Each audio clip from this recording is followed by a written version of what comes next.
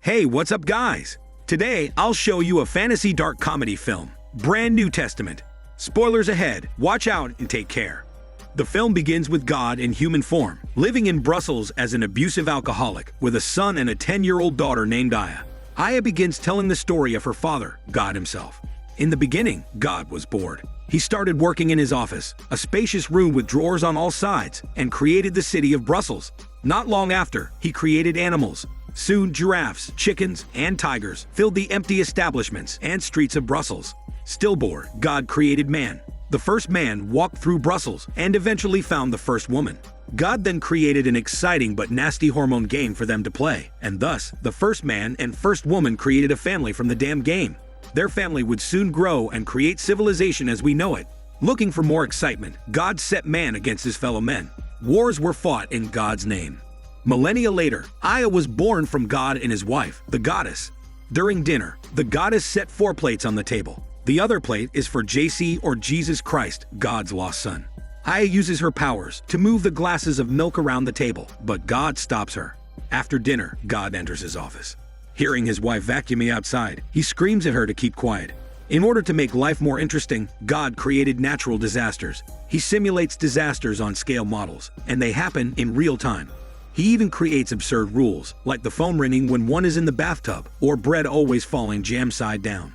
One day, Aya sees the door to God's office left open. She enters and gets on the computer. There, she sees the list of natural disasters and runs out.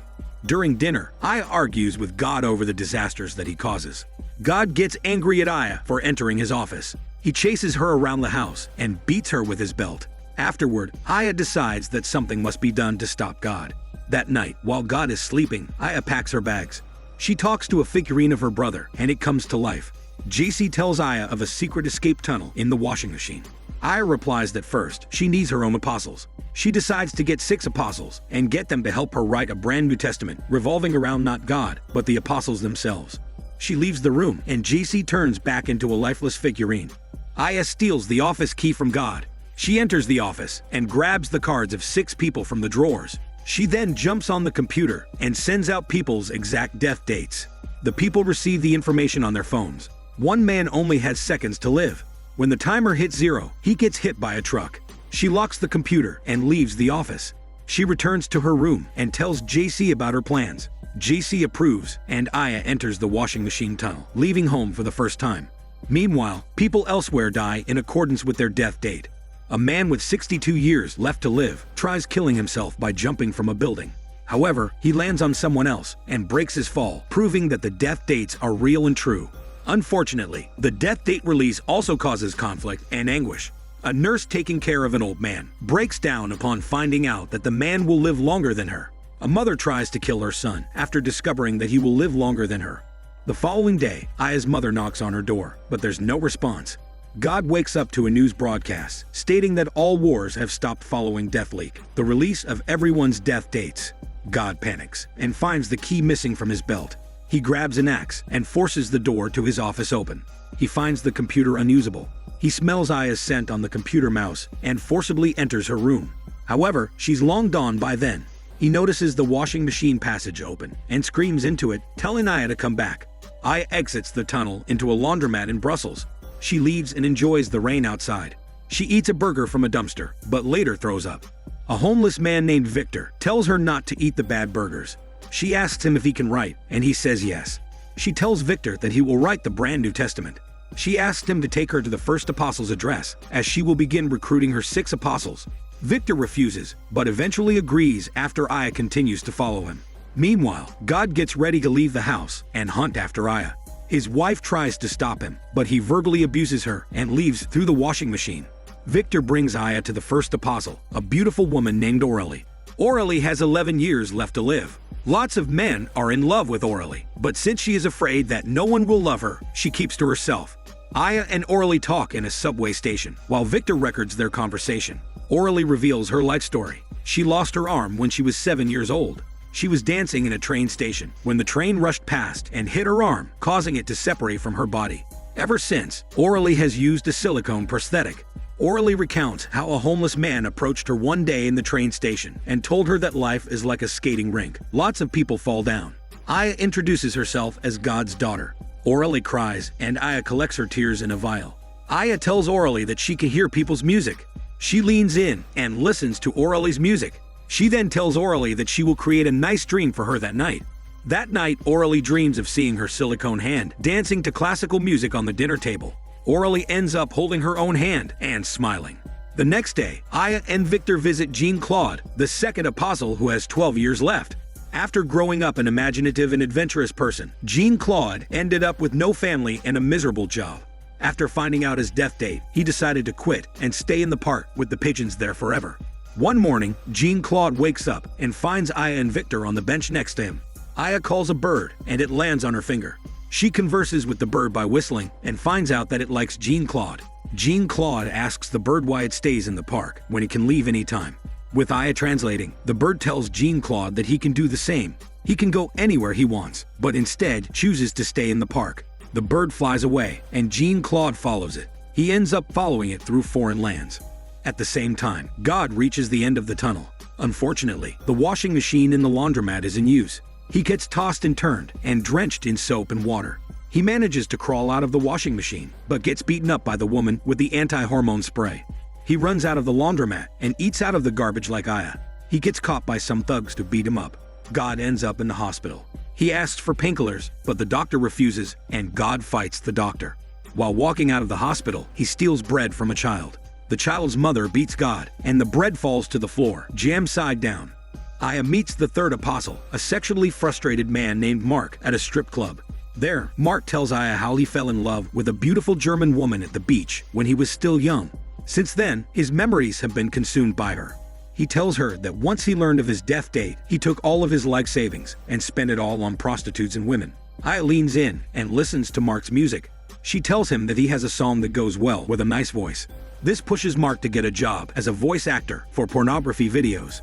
At work, Mark talks with his blonde coworker. Eventually, Mark recognizes her as the German woman with whom he fell in love that day on the beach. After work, he invites her over. They hold hands and sleep on the bed together, but without letting go of their hormones. Back at home, the goddess notices the painting of the Last Supper now has more than 12 apostles. In the painting are Aya's new apostles. The following morning, God visits the local church, which is busy feeding homeless people. God skips the line for the food, but gets told to go to the back of the line. He skips the line anyway and tries to steal food, but gets beaten up. The priest manages to save God. He then talks to God while God eats the food. While talking, God badmouths his son, Jesus. He then starts talking about the priest's life and making fun of his misfortunes. This makes the priest angry and provokes him to beat up God. The fourth apostle is an assassin named Francois. After learning of his death date, he bought a rifle and would go out to shoot civilians. He claimed that if they died, then it would not be his fault, since they must already have been scheduled to die that day. One day, while Francois looks for people to shoot, Aya and Victor sit beside him. Aya reveals that it was her fault that everyone's death dates got released. She tells him that he will be the fourth apostle. Afterward, she listens to his music and tells him that he would match well with someone that has music like Orally's. Aya tells Francois to shoot a young woman with chestnut hair. At that moment, Orally, who fits the description, passes by. Francois shoots at her, but the bullet merely hits her prosthetic arm. Orally is oblivious to the fact that she has been shot. Francois is surprised by this and follows her to her hormone-smelly apartment. The next day, Francois goes to Orally's apartment with flowers. He gives them to her in the elevator and tells her that he's in love with her. Orally takes the flowers and leaves Francois in the elevator. All the while, the apostles in the painting continue to increase in number. The fifth apostle is an aging woman named Martine. Martine is in a loveless marriage with her husband, who frequently leaves for business trips. While driving around, Martine gets propositioned by a young male prostitute. She ignores him and immediately drives away. Aya and Victor finally catch up to Martine. They talk, and Martine reveals that her husband will live longer than her. This causes Martine to give in, and the male prostitute up on his offer. However, after the guy leaves, Martine starts feeling lonelier than ever. Aya discovers that Martine's music is circus music. They go to the circus together. There, they find a gorilla, which Martine immediately develops a profound connection with. They touch fingers and Martine cries. She later buys the gorilla from the circus and brings it home. Later that night, Martine and the gorilla get intimate. She caresses its face and kisses it passionately on the lips. That same night, Aurélie calls Francois' number, which he wrote on the bouquet. Francois picks up immediately. She tells him to come over. Francois comes over, and they sit together on the bed. Aurélie removes her prosthetic arm. Francois takes it and kisses its hand. They lie on the bed together, and Aurélie tongue massages him, but still not letting go of their hormones. Meanwhile, God returns to the laundromat, only to find that the tunnel to his house is gone. The following day, he finds Victor and Aya walking around together. He chases them to a dock. God tells Aya to come home, reboot his computer, and fix all the mess that she has created. However, Aya refuses, citing that she's happy where she is now. God rushes at Aya, but Victor steps in. He assumes a kung fu stance, and God does the same. Suddenly, Aya goes down to the water and miraculously stands on it. She calls Victor over, and he too starts walking on water. They walk away together, leaving God on the dock. God tries to walk on water, but ends up falling into the water. The sixth and last apostle is a young schoolboy named Willie, who is scheduled to die the following Sunday. Willie reveals to Aya that because he was sickly when he was younger, his mother coddled him. He was injected every day with anti-diabetes shots, which unfortunately led to him getting a pancreatic operation at age 7. When Willie found out that he only had 54 days to live, he decided to become a girl instead and wear dresses to school. Aya apologizes, but Willie thanks her for it and tells her that life's been better since learning about his death date. Aya tells Willie that it's all her father's fault. She tells him that her mother is a goddess as well, but only stays silent due to her father's abuse. Aya demonstrates her powers to Willie. She multiplies a ham sandwich, but tells Willie that it only works sometimes. She then listens to Willie's music and decides to invent a nice dream for him that night. That evening, Willie dreams of a holographic fish singing and floating above the dining table. The following morning, after he releases the dream fish back into the ocean, Willie decides to die on a beach. The week of Willie's death becomes a busy one. On Monday, Willie sells the house furniture to get money to travel to a beach. On Tuesday, Aurélie gets Francois to stop assassinating people. On Wednesday, Martine gets caught by her husband while in bed with the gorilla. She tells her husband to leave, and when he refuses, the gorilla scares him out of the house. On Thursday, Mark and his German sweetheart play the hormone game for the first time. This whole time, Willie and Aya grow closer and closer together. In abandoned buildings, they roast marshmallows together, dance together, and even sleep together. On Saturday, Jean-Claude finally reaches the North Pole. There, he sees a beautiful woman and waves to her. The woman waves back. At the same time, God gets reported to the authorities and is captured to be deported to Uzbekistan. He threatens the plague upon his captors, but is ultimately helpless against their sheer numbers.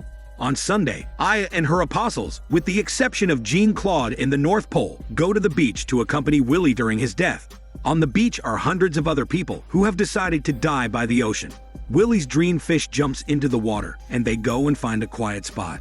They are also forced to wear armbands, black for the dying and white for those that accompany them. Meanwhile, Aya's mother enjoys her alone time at home. She plays music loudly and cleans the house in peace. She enters God's office and pulls the computer plug to plug her vacuum in. This causes God's plane to experience turbulence and sends it straight into the beach, where Aya and her apostles are. Fortunately, the goddess plugs the computer back in, and the plane manages to avoid crashing. She logs into the computer and begins changing the world on a whim. First, the death dates of everyone disappears. They are no longer going to die on the predetermined date, which God has set. Willie has lived through his death day. Second, the goddess decorates the sky with vivid colors and beautiful flowers.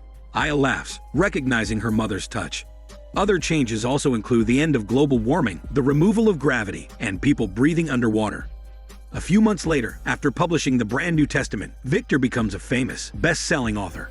Martine and her loving gorilla live happily ever after. Aya and Willie share their first but smelly kiss. Francois and Aurélie are expecting a baby, but surprisingly, Francois is the one pregnant. All the while, God lands a job in Uzbekistan as a factory worker in a washing machine factory. There, he continues to search for the magic tunnel back to his humble home and office. This is Daniel CC Movie Channel. Stay safe and enjoy your day.